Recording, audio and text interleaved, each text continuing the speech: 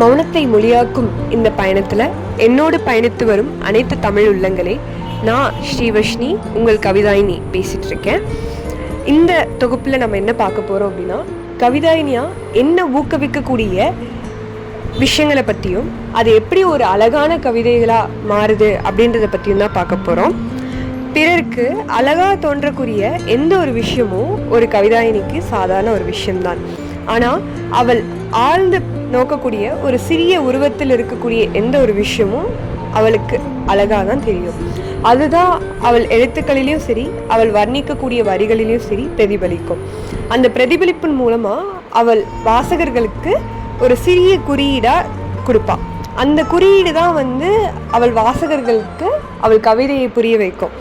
அது அவள் எண்ணங்களில் அவள் ஏங்கக்கூடிய விஷயங்களாக இருக்கலாம், அவள் நிகழ்காலத்தில் கடைபிடிக்கிற விஷயங்களாக இருக்கலாம், அவள் கடந்து வந்த பாதைகளாக இருக்கலாம், இல்லை அப்படின்னா அவள் எதிர்காலத்தில் சந்திக்கக்கூடிய விஷயங்களாகவும் இருக்கலாம். சுருக்கமாக சொல்லணும்னா அவளுடைய ஞாபக சிதறல்கள், அதை சிதறடிக்காமல் அவள் ஞாபகங்களை கவிதையாக எப்படி மாற்றுறான்றதை தான் நீங்கள் இந்த கவிதாயினி பக்கத்தில் வரும் நாட்களில் கவிதைகளாக வாசிக்க போகிறீங்க. வாங்க தொடர்ந்து ரசிக்கலாம். நன்றி நன்றி நன்றி.